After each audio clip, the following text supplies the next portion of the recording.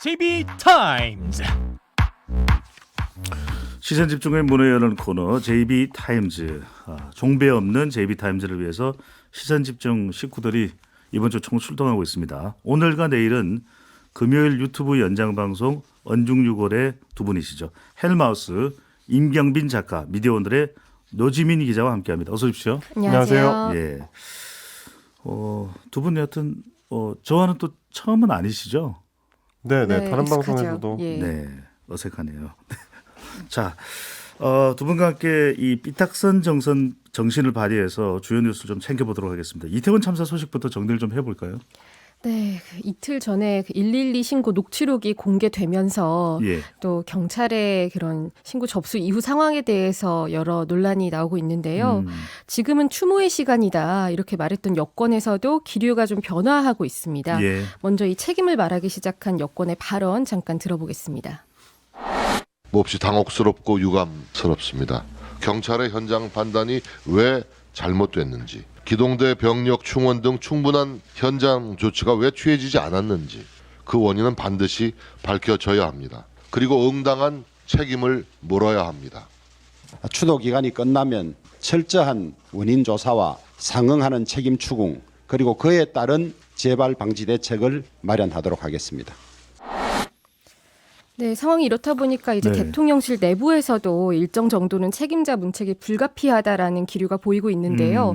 다만 관계자별로 조금씩 다른 입장을 보이고는 있어요. 네. 우선 이 대통령실 고위 관계자가 언론에 한 말이 있는데 감찰 수사 뒤에 결과에 따라 책임을 묻겠다는 게 대통령실 기조다. 윤 대통령이 진상규명 지시를 내린 만큼 결과를 지켜보고 있는 중이다라고 네. 했는데 또 다른 대통령실 관계자는요.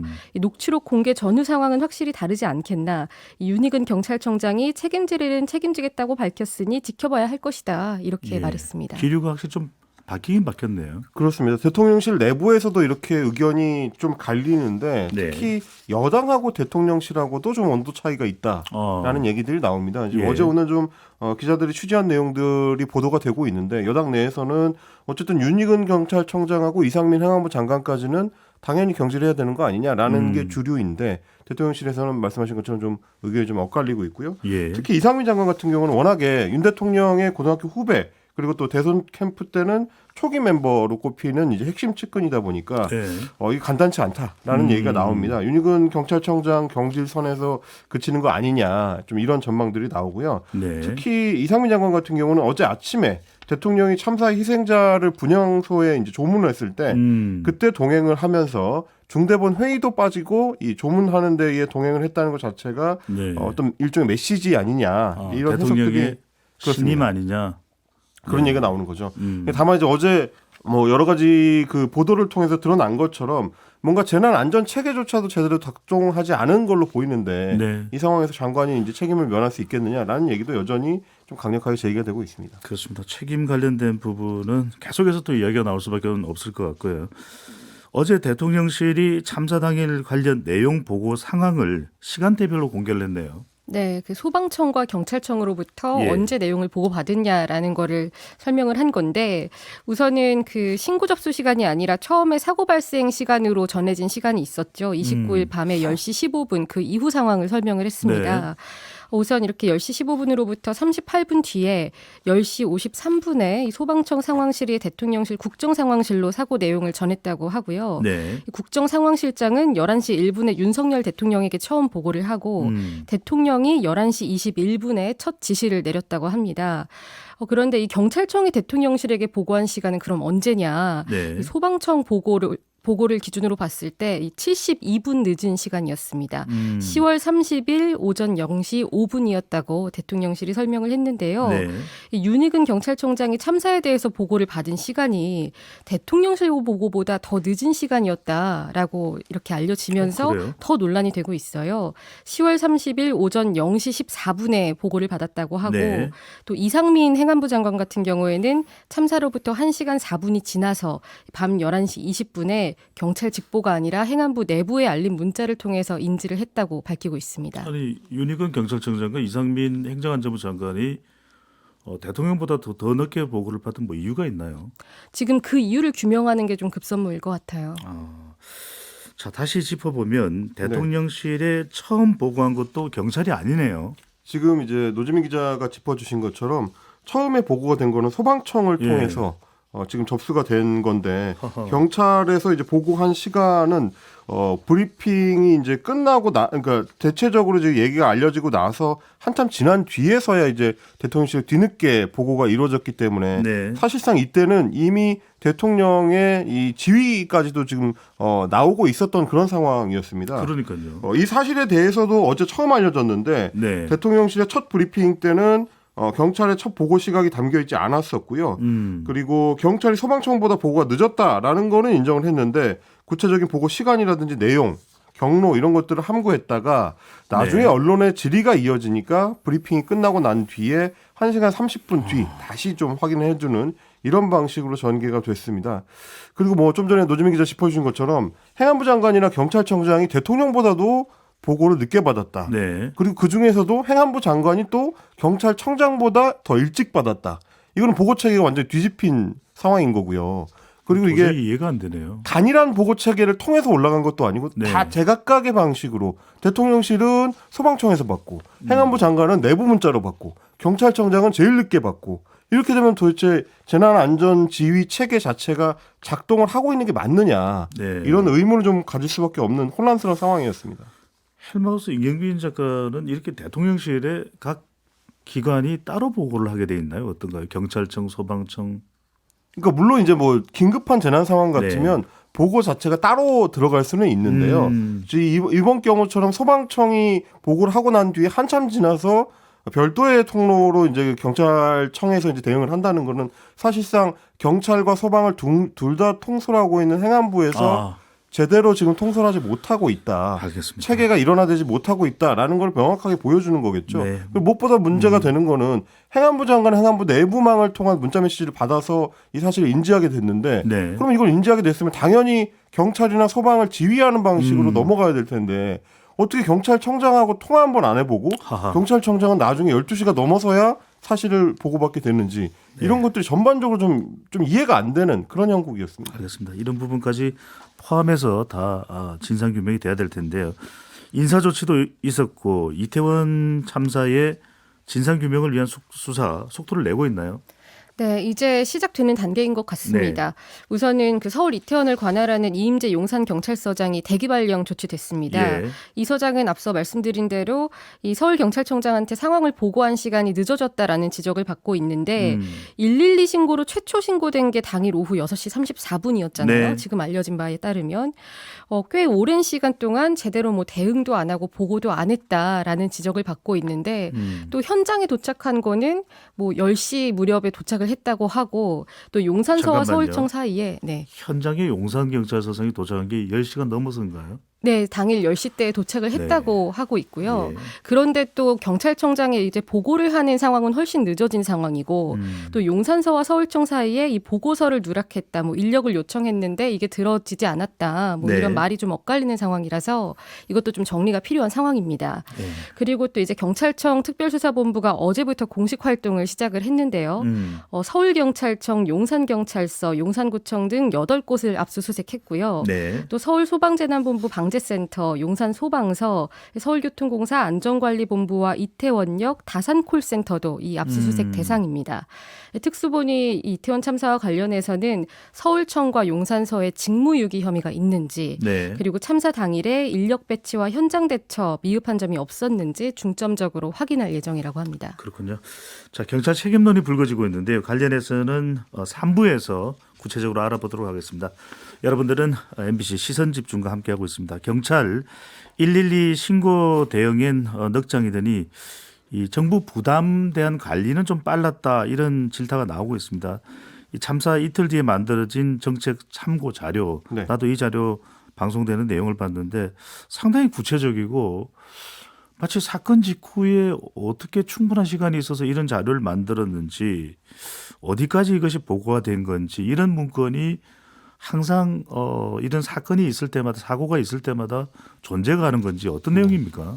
그렇습니다. 어디에 활용을 했는지 어디까지 보고가 됐는지가 굉장히 중요할 것 같은데요. 예. 경찰청이 작성한 정책 참고 자료라는 제목의 내부 문건 보면 특별 취급이라는 문구가 박혀 있고 그리고 대외 공개라든지 관련 없는 기관으로의 재전파, 복사 이런 걸 할 수 없다라고 돼 있습니다. 네. 이번에 언론에 공개가 된 내용도 보시면 이 문서 파일 같은 게 공개가 된 게 아니라 이 문서를 사진으로 촬영해서 이제 그거를 이제 보여주는 방식으로 공개가 돼 있습니다. 네. 그만큼 좀 보안 등급이 높은 문서였다 이렇게 볼 수 있을 것 같은데 이 문건을 작성한 경찰청은 정부의 위험 요인을 사전에 검토해서 조속한 사고 수습을 돕기 위해서였다 이렇게 이유를 밝히고 있는데요. 네. 다른 기관의 지시가 아니라 자체적으로 작성을 했다는 의미로 들립니다. 그런데 이제 경찰청은 대통령실이든 관계기관이든 필요한 곳에 배포하고 있다라고 밝혔는데 네. 문건 표시를 보면 뭐 수신처나 뭐 다른 기관에 재전파하는 게 금지돼 있기 때문에 아마도 이거는 대통령실이라든지 상급기관으로 보고한 내용이 아니겠느냐 이렇게 좀 추측이 되고 있는 거고요. 복수의 경찰 관계자들에 따르면 과거 경찰 최상부에서 매일 청와대에 직보했던 그런 문서들의 제목이나 형태 이런 것들과 이제 굉장히 닮아 있다라고 네. 얘기를 하고 있고 보안 때문에 파일 전송도 금지된 상태이기 때문에 그 당시에도 오직 인쇄물로만 보고되던 문서다라는 얘기로 봐서는 이 문건 역시 대통령실 보고가 아니었겠느냐 뭐 이런 얘기를 추측을 하게 되는 그런 상황입니다. 누가 작성했는지 궁금하고 여러 면이 작성한 것 같지 않은데 관련된 내용을 보니까 오랫동안 이 일을 해온 사람이 작성하지 않았나라는 생각이 들기도 하고 관련 팀이 있지 않나 이런 생각이 드는데 대통령실은 그래서 뭐 보고를 받았다는 겁니까? 이 관련 자료를요? 어제 이제 언론에서 공식적으로 질의를 했는데 대통령실에서는 부처와 기관에서 대통령실로 여러 보고가 올라오는 것에 대해서 일일이 확인해드리기 어렵다라는 입장이었습니다. 그러니까 뭐 받았다 안 받았다 보고를 받았다 안 받았다 자체를 명확하게 얘기를 하지 않는 방식을 취한 건데 이게 기면 기고 아니면 아닌 거지 약간 뭐랄까요 이제 기억이 안 난다 류의 답변이 아닌가 싶습니다. 아니 이거 왜 받았으면 받았다 얘기를 뭐 못하는 이유는 뭡니까? 지금 이걸 받았다고 하면 그 받아서 이걸 어떤 용도로 썼느냐, 받고 나서 어떻게 지시를 했느냐 이런 식으로 책임이 넘어갈 수도 있는 상황이고요. 네. 이 문건의 그런 그 지위나 이런 것 자체를 부여를 할 수 있는 상황이기 때문에 뭐 그걸 쉽게 지금으로서는 말을 하지 않는 거가 아닐까라고 생각을 하게 됩니다. 네. 이 문건 내용 보니까 뭐 시민단체들에 관한 내용도 나오고 뭐 시민단체들은 이 문건에 대해서 사찰이다 이런 이야기도 하더라고요. 그렇죠.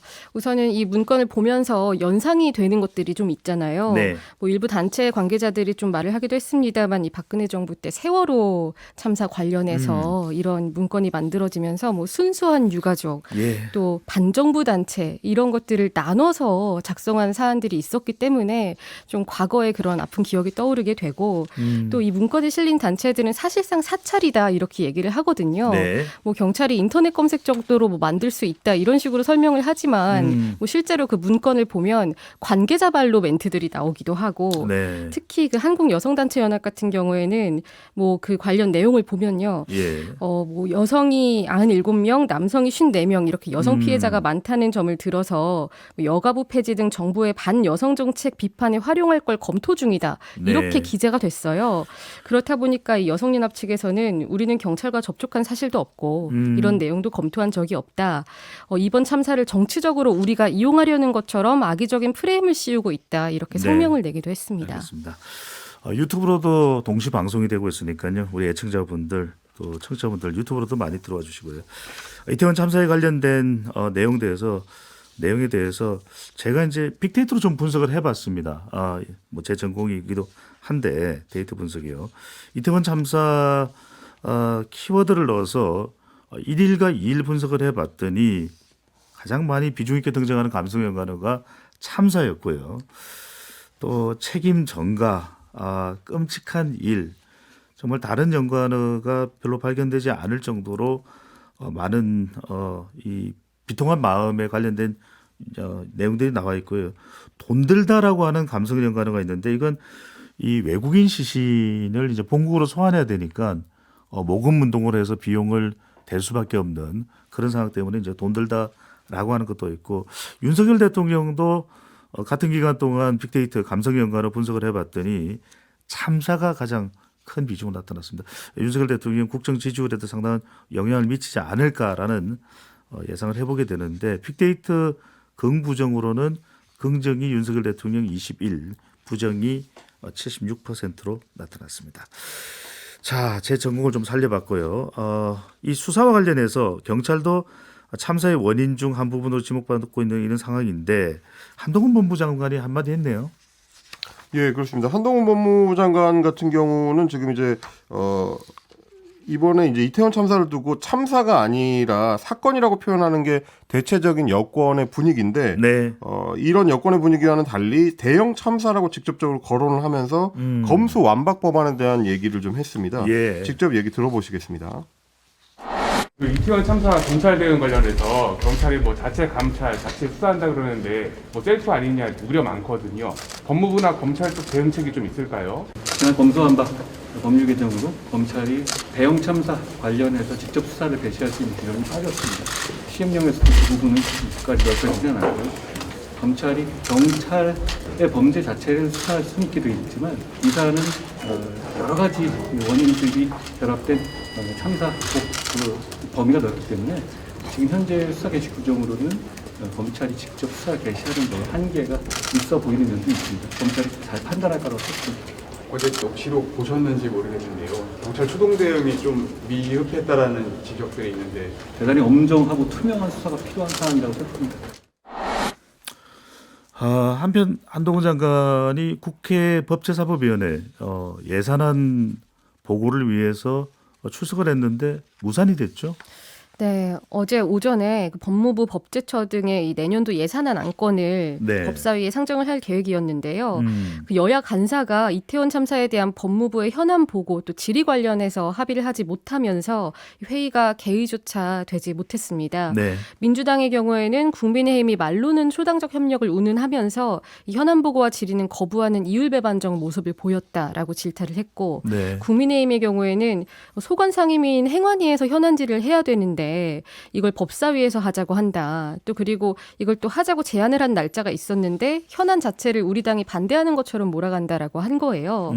그렇다 보니까 이렇게 여야 간에 계속 합의를 이루지 못하다가 결국에는 이 민주당이 이런 식으로는 참여를 할 수 없다라고 하면서 파행을 이르게 됐습니다. 그렇군요. 참 이태원 참사 속에서 국회 일정도 파행이 되고 있습니다. 자, 이태원 참사 관련해서 한덕수 국무총리가 외신과 기자회견을 하면서 뒤에 있는 그 배경 글자가 영문 글자가 상당히 논란이 됐습니다.